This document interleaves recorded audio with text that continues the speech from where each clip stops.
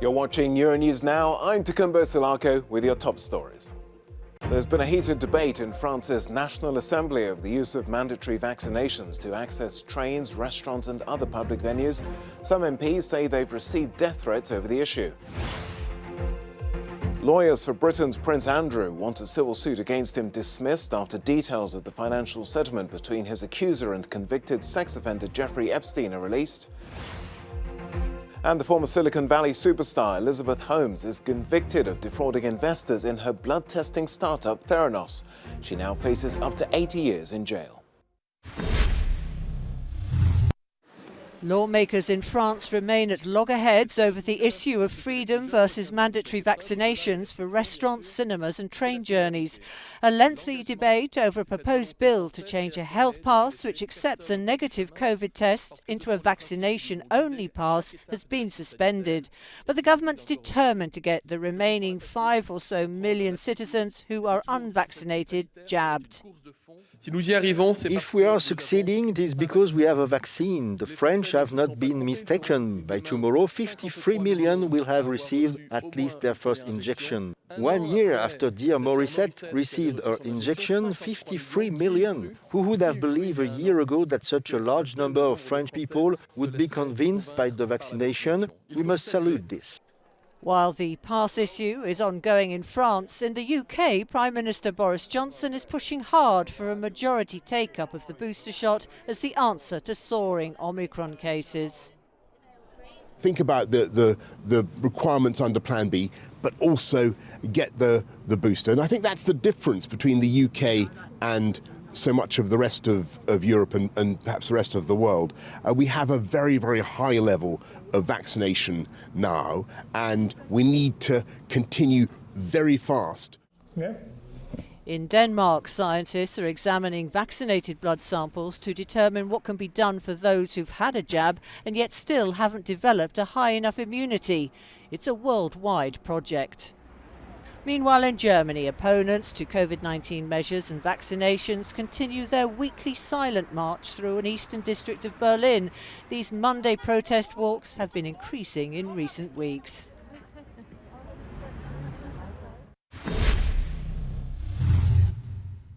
The administration of Emmanuel Macron has been wanting to transform the health pass into a vaccine pass and require people to show proof of vaccination to access public venues and transport for some time now.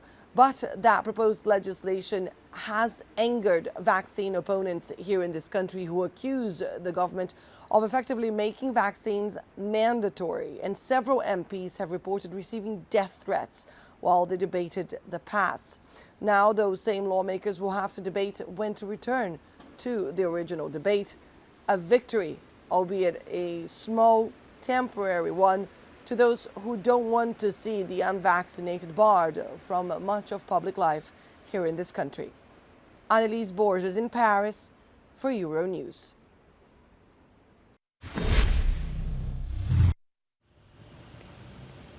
Lawyers for Britain's Prince Andrew are hoping a judge in New York will agree with them in deciding there is no case to answer in sexual abuse allegations against the royal. According to a newly presented document, the plaintiff Virginia Giuffre accepted over €442,000 in 2009 to settle her lawsuit against the late American financier and connected sex offender Jeffrey Epstein, and anyone who could have been included as a potential defendant. His lawyers contend that this settlement agreement between Epstein and Jeffrey actually protects him because it claims that anyone who could possibly be a defendant in the lawsuit she brought against Epstein can't be sued. Giuffre has brought a civil case against Prince Andrew, alleging that he sexually abused her when she was a teenager. She says Epstein flew her around the world for sexual encounters with numerous men, including royalty. Giuffre's lawyers say the wording in her settlement with Epstein is irrelevant in her lawsuit against Andrew, in part because he isn't mentioned and because he didn't know about it. They are also arguing that he is not subject to Florida's jurisdiction. Prince Andrew has denied all allegations of sexual abuse against Giuffre. Our reporter Susan Tefrani has more from New York. A sealed settlement between a woman accusing Prince Andrew of sexual assault and Jeffrey Epstein was made public on Monday after lawyers of the British royal pushed for the release of the document ahead of a Tuesday hearing. Today, a judge in New York will hear oral arguments on whether or not to toss a sexual assault and battery case against Prince Andrew by Virginia Giuffre. She is the woman who signed that private agreement with Jeffrey Epstein more than a decade ago. Lawyers of Prince Andrew argue that that deal shields their client from any lawsuit. However, Virginia Giuffre's lawyers argue that that pact was never intended to provide legal cover for Prince Andrew or anyone else for that matter. Susan Tehrani reporting from New York for Euronews. Disgraced Silicon Valley founder Elizabeth Holmes has been found guilty of defrauding investors in her failed blood testing startup Theranos.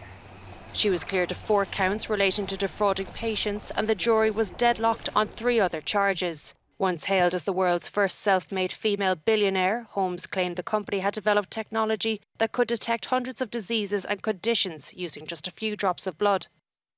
At its peak, Theranos was valued at some $9 billion and attracted investors including media mogul Rupert Murdoch and former statesman Henry Kissinger and George Shultz. The case has put Silicon Valley's fake-it-till-you-make-it startup culture under scrutiny. Holmes faces up to 20 years in prison for each count, although legal experts say she's unlikely to receive the maximum sentence. She'll remain free on bond while awaiting sentencing.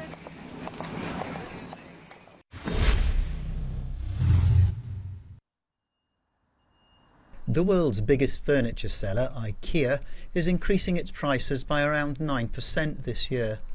The iconic Swedish retailer blamed higher costs caused by global supply chain issues. Inca Group, which owns and operates most Ikea stores worldwide, said the increase in retail prices will help to offset significant transportation and raw material costs. It claimed that despite the increases in these costs during the pandemic, Ikea had managed to keep prices largely stable. As those costs continued to surge, the group said it could no longer absorb the damage to its bottom line. In a statement, Ikea Retail said, "Unfortunately now, for the first time since higher costs have begun to affect the global economy, we have to pass parts of those increased costs on to our customers." The statement went on to say the move will ensure Ikea's competitiveness and resilience, and that affordability will always be a cornerstone for them. UK newspaper The Guardian, which first reported the news, estimated that some prices have increased by as much as 50% since Christmas.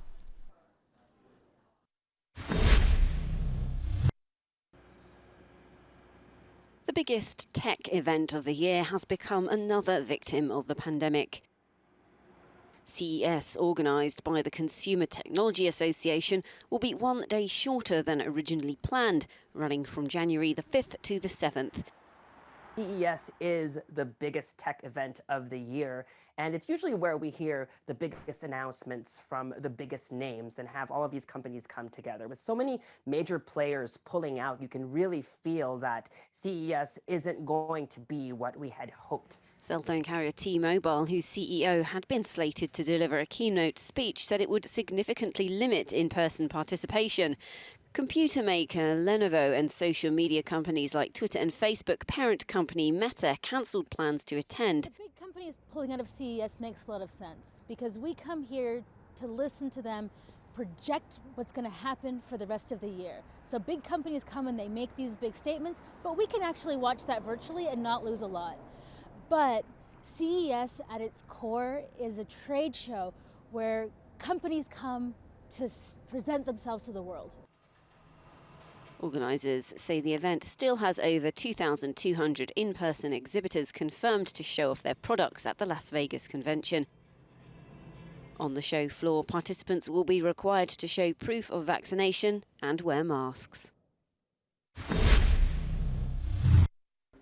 Time for us to take a break on Euronews now, but we'll be back in a few moments.